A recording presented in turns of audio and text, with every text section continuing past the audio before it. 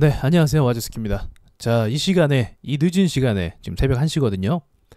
이 시간에 만약 이 영상을 본다라고 하면, 제가 봤을 때 미국 증시를 보고 있다라고 생각을 합니다. 그 정도로 지금 이 주식시장에 대한 관심도가 뜨거운 상태고, 미국 시장까지, 안 보던 미국 시장까지 본다라는 건, 정말 주식에 미쳐도 단단히 미쳤다라는 것을 스스로, 자명하는 거죠. 어제 제가 이제 여러분들한테 이제 주식 중독자 여러분이라고 하니까 굉장히 또 이제 반응이 좋더라고요. 네, 왜냐면 틀린 말 아니니까, 남의 얘기하는 거 아니니까요. 맞아요, 여러분 얘기하는 거예요. 네, 여러분 심리 다 알고 있어요.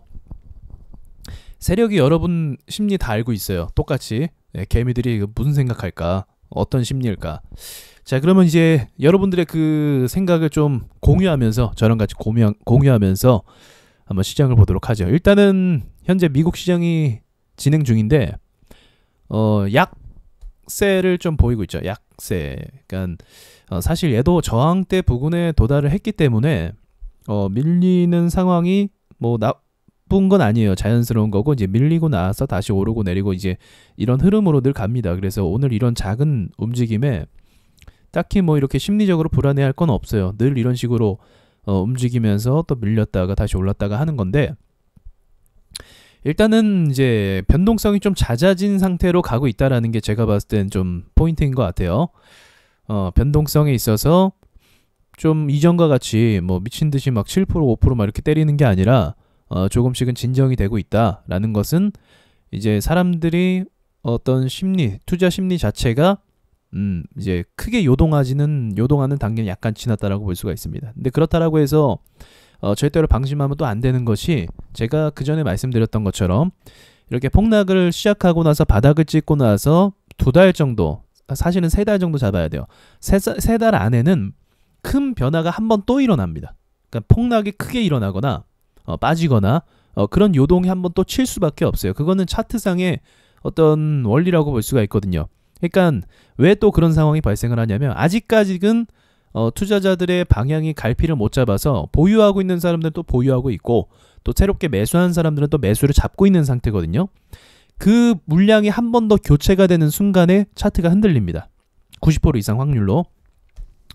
그래서 이제 좀 심신이 약하신 분들은 이런 시장을 관망하는 게 절대 나쁜 게 아니에요. 다시 말씀드리지만 우리가 일반 투자자, 평범한 주식 투자자가 투자를 해야 되는 시점은 지난 2020년 1월, 2월 전까지예요. 이런 움직임에서 우리가 매매를 해야 그 변동성이 이제 크지 않기 때문에, 변동성이 크지 않은 상태에서 여러 가지 대응을 할 수가 있는 건데, 지금처럼 변동성이 큰 장세에서는 이제 경험이 없는 사람들은 올바른 판단을 할 수가 없어요. 그래서 지금 이제 코스피, 코스닥도 큰 폭으로 계속 오르락 내리락 하고 있잖아요. 이런 상황에서 이제 안절부절 못하고 판단을 못하는 거예요. 그러니까 제가 늘 말하지만, 이런 시장은 우리가 일반적으로 투자하는 시장이 아니기 때문에, 네, 정리를 해 나가면서 시장 장세가 안정이 될 때 그때 다시 해라. 이게 맞는 거예요. 이게 맞는 겁니다, 여러분. 근데 이제 그걸 깨고, 이제 제가 아무리 얘기해도 소용이 있습니까? 제가 그걸 얘기하는 것도 이제 의미가 없죠, 사실은. 왜냐면 여러분들은 다시 얘기하지만 지금 주식에 푹 빠진 상태거든요. 그래서 미국 주식도 이제 보고 있고. 네. 그러면 이제 이런 상황에서 제일 좋은 건 뭐냐면, 객관적으로 차트만 놓고 보는 거예요. 원래 늘 그래야 돼요, 사실은. 그런 차트만 보고 그 다음에 이제 뉴스나 재료를 살펴보는 거고, 우선순위는 차트를 보면서 판단하는 겁니다. 그럼 객관적인 상황으로 봤을 때 지금 나스닥은 밀려줘야 되는 상황이 맞아요. 밀리는 상황이 맞는 거고, 이번에 큰 폭으로 상승해서 올라왔던 이제 호재 물고, 그리고 추가적으로 감산 합의에 성공을 결국은 했죠. 하고 나서의 오늘 장세가 처음인데, 완전히 이제 감산 합의가 되고 나서 오늘 장세 처음인데, 거기에 대한 기대치가 없는지 증시가 움직이지 않고 있다라는 거죠. 자, 그렇다라는 건 지금 시점에서 오히려 이제 후퇴할 가능성이 좀 여지가 있는데, 그거를 감안해서 봤을 때, 만약에 어떤 지금 신규 매수 차원으로 들어간다라고 한다면 좀 고려를 해봐야 될 타이밍이라는 거죠. 내가 어떤 거를 새롭게 사야겠다, 어떤 종목을 사야겠다라고 선택하는 타이밍은 아니라라는 겁니다. 그래서 그거 참고하시고, 오늘 밤 마지막까지 나스닥이 좀 큰 폭으로 빠지지만 않는다라고 한다면, 빠지지 않는다라고 한다면 내일 장세, 우리나라 장세도 큰 어떤 요동은 없지 않을까 생각은 합니다. 자, 우리나라 증시를 한번 볼게요.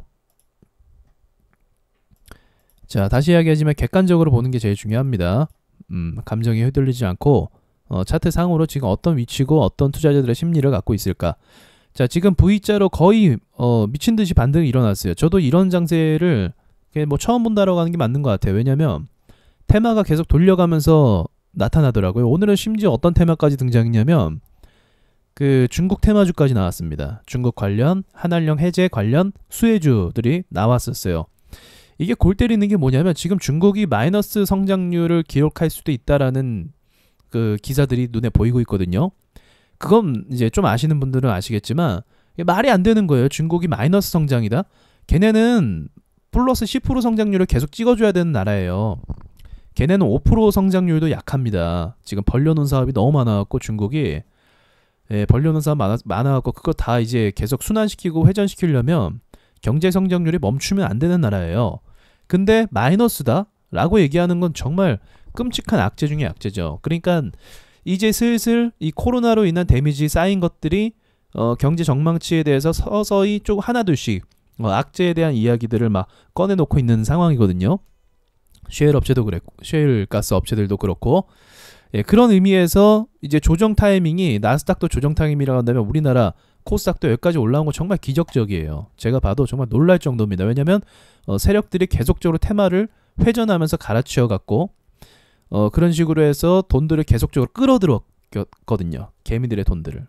제 영상 예전에 그런 영상이 있어요. 이제 우리가 주식을 투자한 건 우연이 아니다라는 그런 주제의 영상이 있는데 그건 무슨 말이냐면 여러분들이 주식을 하게 된 이유는요. 이제 자립적인 생각에 의해서가 아니에요. 누군가 돈을 벌었다더라. 누군가 지금이 기회다더라. 지금 상황에서 투자해서 얼마 벌었다더라. 이 얘기를 듣고 시작합니다. 보통. 타인의 권유에 의해서, 타인의 수익에 의해서. 근데 그 수익은 누가 만들어줬냐? 세력들이 만들어준 거예요. 그래서 세력들이 만들어놓은 판에 소문 듣고 찾아와서 투자를 한 거죠. 지금 그게 이제 개인 투자자들이 그런 매수세를 멈추지 않았기 때문에 바이오주가 워낙에 히트를 쳐서 그런 개인들의 어떤 그 폭주되는 매수세를 막을 수가 없던 거죠. 그러나 이제 어제도 말씀드렸듯이 이제 기사를 띄웠죠. 이제 금강원에서 정부 차원에서 이 코로나 관련주를 잡겠다. 그러니까 모니터링하겠다라고는 이제 얘기는 했는데 그런 게 오히려 시장의 악재적인 요소로 또 등장했다라는 거죠. 말이 좀 길었네요. 코스닥을 보시면 오늘 2%가 빠졌어요. 2%가 빠지면서 제 기준으로는 이제 데드 신호가 나왔거든요. 그래서 이제 조정 단계에 들어가서 이제 떨어지는 확률이 굉장히 높아졌는데 이제 중요한 건 그거죠. 어디까지 떨어지고 방어를 해줄 거냐. 자, 그런 거는 이제 어떤 걸 봐야 되냐면 자, 하나 가르쳐 드릴게요. 그럴 때는 어디를 봐야 되냐. 시장을 주도했던 종목들의 움직임을 살펴보면 됩니다. 그러니까 객관적으로 봐야 돼요. 항상 차트를. 그러면 시장이 빠지는데 시장을 주도했던 주도주들이 있을 거 아니에요. 시장이 오르는 데 있어서 그 종목들의 반등이 나와줄 수 있는지의 가능성 여부를 봐야 돼요. 이제 그거는 좀 차트를 볼 줄 알아야 되겠지만 추세만 봐도 돼요. 추세만. 자, 일단은 이제 시젠부터 보죠. 시젠 추세는 아직 살아있어요. 다행히. 이건 긍정적이에요. 이런 추세가. 근데 만약에 지금 시장 조정 타이밍이죠. 이 추세에서 한번 쏴주는 단계가 없으면 추세 밑으로 꺾이게 되고 이 추세 밑으로는 또 받아줄 만한 어떤 그 매물대 공간들이 비어있는 상태예요. 이 구간들이. 그래서 이러한 구간들이 비어있는 상태에서 한 번 더 꺾이고 그리고 또 올라가려고 하면은 꽤나 많은 돈을 세력들이 지불을 해야 되기 때문에 가져야 된다라고 하면 지금 가주는 게 제일 적절한 그림인데 이제 이런 그림이 나와줄지 아직 추세는 살아있으니까 요거는 아직은 이제 봐야 되는 부분이고 긍정적인 거 하나는 이제 셀트리온 제약입니다. 정말 이 무거운 주식이 또 한 번 이렇게 상승을 이뤄낼 줄은 몰랐는데 아직까지는 이제 단기적인 흐름만 보면은 굉장히 괜찮아요. 정말 좋은 그림. 11선 깨지 않고 슈팅 나와주는 건 아까 시즌에 제가 얘기했잖아요. 그게 이런 그림이 나와줘야 돼요. 사실 11선도 이탈해서 좀 구리긴 하지만 아직 20선이 살아있습니다. 그래서 여기서 상승이 나와주는 그림이 나오면 똑같은 그림으로 가서 지금 일단은 얘네 주도로 시장이 좀 받쳐준 게 있기 때문에 이 친구들이 연타를 쳐준다라고 한다면 코스닥이 방어에 일단은 성공할 가능성이 좀 높아요. 방어의 가능성이 좀 높습니다. 이제 셀트리온도 그렇고. 자, 그러면 이제 뭐 그렇다고 얘네가 계속 가질 수 있냐? 그거에 대한 의문점은 아직은 좀 섣부른 게, 일단은 이격도예요. 항상 이격도가, 여기도 보세요. 이격도가 좀 크게 벌어지면 얼마 못 가는 특성을 갖고 있습니다. 주식은 얼마 못 가요. 그러니까 얼마 못 간다는 게 아마 일주일 정도 이격도 띄운 다음에 일주일 정도는 이제 그 움직임이 없다가 또 쉬었다가 보합 갔다가 이제 가줘야 되는데, 보합 갔다가 가주는 가능성이 있는지 없는지에 대해서 알 수가 없는 거예요. 그 부분에 대해서는. 셀트리온 제약도 이전에 한번 올랐을 때 이런 보합권에서 언제 나올지 모르는 거지. 이게 한 달 넘었거든요. 그러면 이거 들고 있는 사람들은 아주 속 터지는 거예요. 들고 있는 사람들은. 그래서 이런 부분들이 좀 이제 취약점인데, 지금 시장을 부양해 주려면 얘는 계속 연타를 쳐줘야 돼요. 근데 이격도가 보시다시피 셀트리온 제약은 그렇게 크게 띄우는 종목이 아니에요. 무겁거든요. 그래서 연속적으로 돈을 쏴줄 수 있는 세력들이 여력이 되는지 좀 그런 부분이 의구심이 드는데, 일단은 신고가를 뚫지 않았기 때문에 이 쌓여있는 매물대를 쉽게 돌파할 수 있는가에 대한 의문점이 있습니다. 단기적으로는 일단은 도전을 했어요. 도전을 했습니다. 저 위에까지 한번 쳐주면서 세력의 의도가 보이는데, 그것이 연타로 갈 수 있을지에 대해서는 약간 의구심이 들어요. 그러니까 이 셀트리온 제약 특성상, 이렇게 시가총액 큰 종목의 특성상 이격도가 저렇게 높이 띄우고 나서 계속 연타를 가는 경우는 일단은 전례를 봤을 때 많이 없었기 때문에 그렇다라는 거죠. 가능성은 어떤 가능성이 있냐면, 이제 좋게 흘러가려면 얘가 살짝만 밀린 상태에서 단봉으로 좀 끌어주면 그게 좋아요. 단봉. 그러니까 변동성이 큰 봉이 아니라 단봉으로 끌어주면은 좋은 그림으로 갈 가능성이 높아져요. 왜 그러냐면, 얘는 이제 주가가 좀 자리를 안착을 좀 해줘야 돼요. 지금 너무 급하게 올라와서 여기도 단봉으로 좀 끌어줬잖아요. 이런 과정이 좀 필요하다라는 겁니다. 단봉으로 끌어주는 거. 그러니까 얘도 단봉으로 좀 끌어주면서 되도록이면 5일선 살리면서 가는 게 제일 좋은 그림이라고 볼 수가 있겠네요. 그래서 아직 몰라요. 아직 모르고 시젠, 제가 이제 주목하는 건 셀트리온 제약 그리고 시젠, 이 두 종목에 대해서 움직임이 여부에 따라 이제 시장이 좀, 그러니까 바이오주가, 정확하게 얘기하면 다른 종목 말고 바이오주에 대해서는 좀 기대감을 더 줄 수 있지 않을까 생각은 갖고 있습니다. 그러니까 근데 이제 문제는 여기서 한층 더 밀리면, 그러니까 방어를 해줘야 돼요. 무조건 한층 더 밀리면 이제 힘들어진다. 전체 종목들이 그렇게 보시면 되는데, 이제 안 좋은 거 그림 하나는 뭐냐면, 시젠 말고 EDGC 종목이 차트가 많이 죽었어요. 많이 죽었습니다. 그래서 큰 폭으로 밀리고 있는 가운데 반등은 나올 거예요. 반등은 나오겠지만 결국은 이제 이렇게 엠파형으로 빠지면서 다시 이렇게 상승한다라는 그림은 좀 상상하기 좀 어려워요. 그래서 이 부분도 체크해 둬야 될 부분이고, 저거 같은 진단 키트 주잖아요. 그리고 신풍제약 같은 경우도 몸통을 박아줘야 되는데 계속적으로 갭이 흔들리면서 큰 폭으로 밀렸다 올랐다 큰 폭 밀렸다, 이게 반복되고 있죠. 이게 전형적인 고점 신호입니다. 전형적인 끝물에 나오는 고점 신호. 그래서 이 이상으로 이제 차트만 놓고 보는 거예요. 이 이상으로 치고 올라가는 게 제한적일 가능성이 높아요. 이런 차트들은.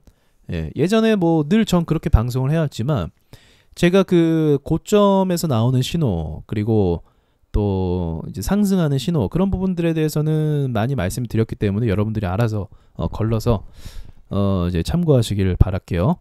마지막으로 드리고 싶은 말씀은, 잘 모르시는 분들이 있을 수도 있는데, 지금 총선 테마주 있죠. 정치 테마주 쉽게 얘기하면 그거 보유하면은 좀 곤란합니다. 왜냐하면 이제 선거가 끝나자마자 종목이 못 오르는 신기한 경험을 하시게 될 거예요. 예전에 화천기계가 있었고, 예전에 그 대통령 관련주들도 그랬었어요.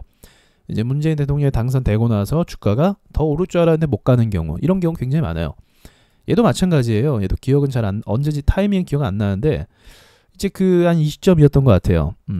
그리고 나서 이제 여기 그 잘린 거죠. 법무부 장관 거기 사퇴. 이때 우리나라 떠들썩했죠. 네, 조국 사태로 인해서. 자, 여기가 이제 당선이 되고 이렇게 밀렸어요. 그러니까 주식은 기대감이기 때문에 당선이 되고 나서는 주가가 오르는 가능성 굉장히 낮아요. 그래서 그 전에 던지던가 판단을 하던가 결정을 해야 돼요. 아시겠죠? 예, 그거 이거 해야 됩니다. 이거. 그러니까 그 전까지만 오른다고 보시면 돼요. 자, 그럼 이제 총선도 그나마 좀 버텨주면서 주가 상승하는데 약간 일조를 조금씩은 하긴 했는데, 이 총선이 지나고 나서 이번 주에 이제 저 대장급인 시젠과 또 몇 개 더 있을 거예요. 제가 놓친 거 시젠과 셀트리온 제약과 그 외의 친구들이 과연 시장을 또 다시 주도해 줄지, 그게 약간